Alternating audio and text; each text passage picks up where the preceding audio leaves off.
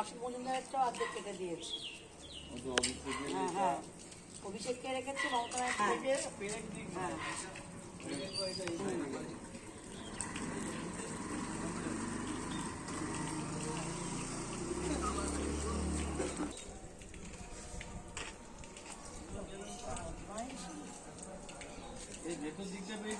হ্যাঁ হ্যাঁ হ্যাঁ হ্যাঁ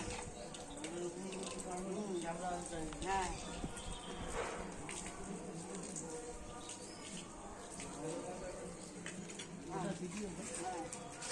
চিন্তা করবে ভালো করেছে। হ্যাঁ হ্যাঁ, ভালো করেছে।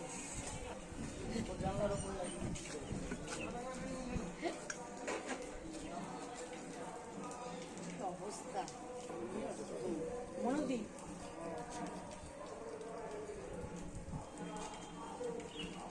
দিদি, আবার দেখা গেল একদম তৃণমূল প্রার্থীর পোস্টার ছেঁড়া হয়েছে, কি বলবেন? কিছু বলার নেই, এটা একটা নোংরা একটা রাজনীতি চলছে। তাদের পায়ের তলায় মাটি সরে গেছে, তারা জেনে গেছে যে আমরা চুঁচুড়া বিধানসভা থেকে একদম মানে হাঁটছি, সেই জন্য ওরা ভয় পেয়ে এগুলো নোংরামো রাজনীতি করছে। চুচুড়াতে বিগত দিনে দেখা গেছে একাধিক ওয়ার্ডে এরকম পোস্টার ছেঁড়ার অভিযোগ দেখা গেছিল। পোস্টার ছিটছে যারা, তারা হচ্ছে অসভ্যতামি একটা রাজনীতি করছে। কারণ মানুষের মনে যে জেনে গেছে যে মমতা ব্যানার্জি ছাড়া কেউ নেই।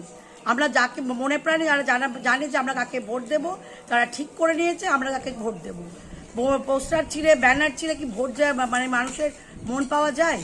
কিন্তু এখানে দেখা গেল যে রচনা বন্দ্যোপাধ্যায় আপনাদের প্রার্থী, সেখানে দেখা গেল একরকম, এখানে বিধায়কের ছবি ছিল, পুরো বিধায়কের ছবিতে। হ্যাঁ, বিধায়ক সারাদিন 365 দিন মানুষের পাশে থাকে, মানুষের কাজ করে। তার হিংসাপনাই করেছে, কারণ লকেট দেবী বা অন্য যারা দাঁড়িয়েছেন তাদের তো কেউ মানুষ দেখেনি।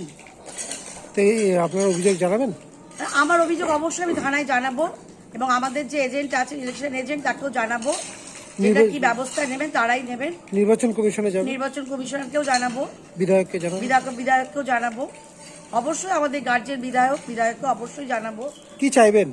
আমি চাইবো যে তার উপযুক্ত শাস্তি হোক, কারণ একটা ব্যানার ছেঁড়া আমার প্রার্থীর এবং আমাদের যে বিধায়ককে ছিঁড়ে দেবে, এটা তো ঠিক নয় ব্যানারটা। কি নাম আপনার? মিতা চ্যাটার্জি, 21 নম্বর ওয়ার্ডের কাউন্সিলর, এবং আমি চুঁচুড়া টাউনের প্রেসিডেন্ট মহিলা।